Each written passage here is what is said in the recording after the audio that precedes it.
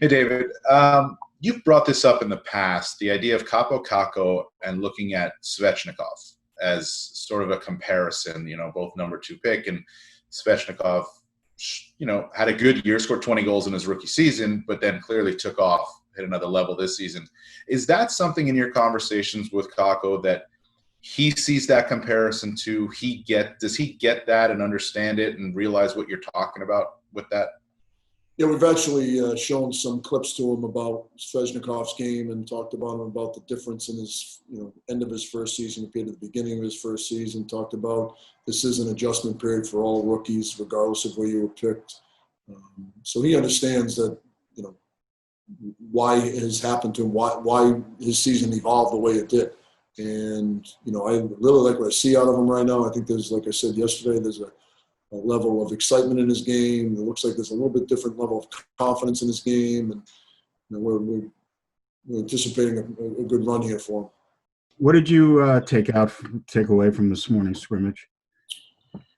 Well, we just, as a staff, one of the reasons we did this, obviously, because we haven't played a game in a while, and I just think the quicker you can get into game situations, the better you're going to be. And people think we got some time, but before you know it, August 1st will be here. So we have to put these guys in game-like situations and get them acclimated to the game pace and the changes and the shift lengths and the little details and nuances of a game. And the thing I really liked, I was actually unsure of how long that second half was going to go. I was planning on going for 2 20-minute periods, stop time, and I was curious to see how the second half was going to go because I didn't want to have a scrimmage deteriorate. One of the things we've talked about as a staff is building blocks, building every day, and it's not about going for a long period of time. It's about being efficient and playing at a pace and keep building every day. And I was impressed at the pace we were able to sustain through the 40 minutes. I loved our work ethic, and I loved the fact that there wasn't a big drop-off within the 40-minute scrimmage. Now you're playing at noon for game one.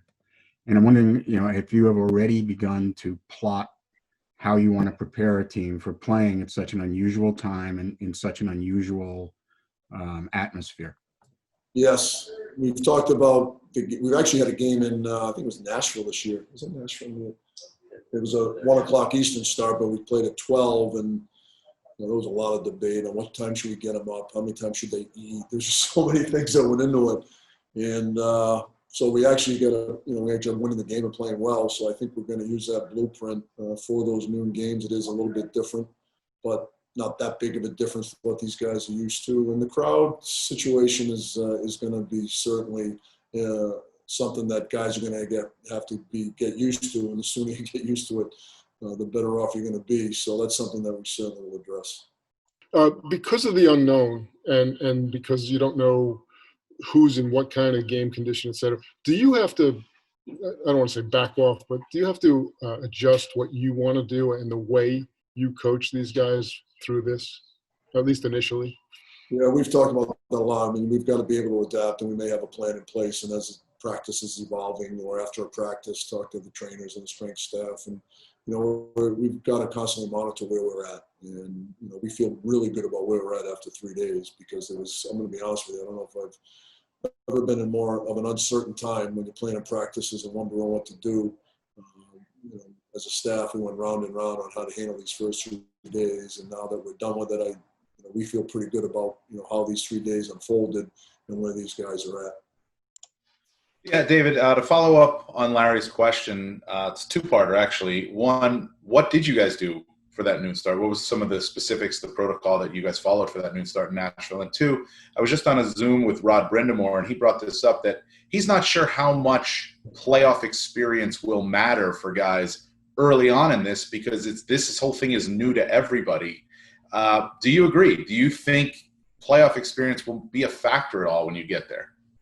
Yeah, it is going to be different. And obviously, Rod's been through it as a player and a coach. When you go into Carolina for game one with the sold-out building, it's certainly going to be a lot different than going into Toronto playing against Carolina with nobody in the stands. So I think what he's alluding to is a huge part of playoff hockey is the atmosphere and the environment. And that is going to be different for sure. So I do agree with him that is going to be different, and maybe playoff experience isn't going to be as big a factor as maybe it would be under normal circumstances. That being said, it's a 3-2 hockey game with 10 minutes to go.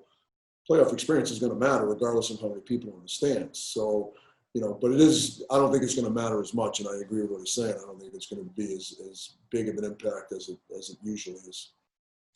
I know we're 3 days in, and I know you have a long way to go before you even get to the hub city, but you do have a decision to make as far as your goaltender. What did you see from Igor in particular today? Yeah, I thought Igor had a great day today. I thought he was outstanding today. I liked all of them. I thought Hank had a good day. I thought Georgie had a good day. So it's not a surprise, as I've said. We have a lot of faith in all three of these guys, and it's let the battle continue. Which guys do you feel like are in, as close to peak physical condition as they can be in terms of what you've seen? Which guys do you feel like are maybe ahead of others? I mean, and especially with the extras, the first look getting some of these young guys out there with the NHL guys, did any of them stand out today? I don't see much discrepancy between anybody, really. I don't think there's one guy that is in incredible shape, and I don't think there's anybody that you roll your eyes and go, oh boy, we got a lot of work to do with these guys. I think these guys have done a really good job with working with whatever they had to be in a pretty good spot right now under these difficult circumstances. So I don't think anyone has really separated themselves either way, whether they're, like I said, whether they're in incredible shape or whether they're not in great shape. So, we're pretty pleased with where we are as a group from a conditioning standpoint. Do you have to also keep an eye on the future, like Kravtsov and Miller in these situations? Now, do you, or do you just not have time for that because of what you're preparing for? And the other thing is, do you have any thought on Adam Fox not being a finalist for the Calder? The first question is, we're always watching. These guys are here, and I've been on the ice with the extras. I've also been one day and the other day watching up top. So, it always matters with the young guys. That being said, it's playoff hockey, and we're going to play the best guys to give us a chance to win. So that doesn't mean that we're not going to continue to try to help these guys develop, and maybe it'll happen sooner than later. Who knows? But we're going to continue to do our job with those guys. And but that being said, this is all about winning playoff hockey games. Secondly, disappointed Foxy isn't one of the finalists. It's a strong group. I certainly understand that. I might be a little biased, but this guy has done an awful lot for us. He's, not only, again, I keep focusing on the defensive side of it because I think his offensive side speaks for itself.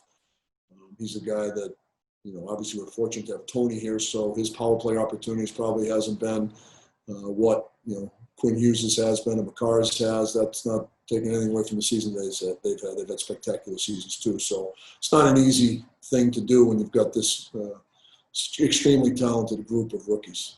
You occasionally get a 12:30. I mean, what works best for your team for an afternoon start like that, do you think?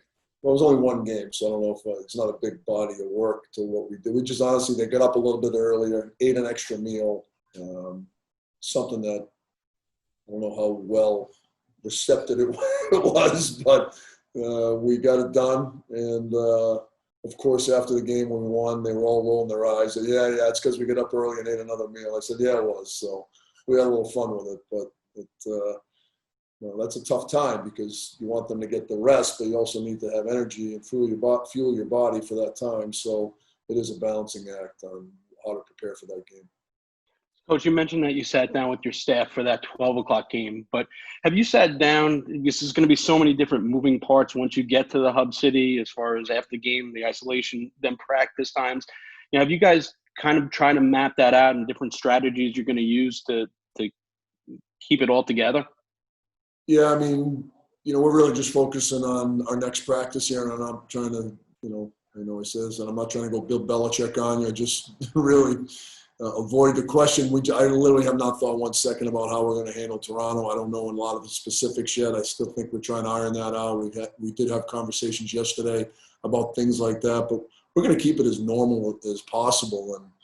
And again, I said this, I know the bubble's been made there's been a big deal made of the bubble, but that being said, I don't think the way these guys, what they do in their routine on the road is going to be not much different than what the bubble is going to allow you to do. So, I don't think it's going to be as big a deal as people think it's going to be. I've said this before, when someone tells you you can't do something, usually, make a bigger deal out of it than you normally should, because even though you may not do it, you want to complain about it. So I'm not worried about that.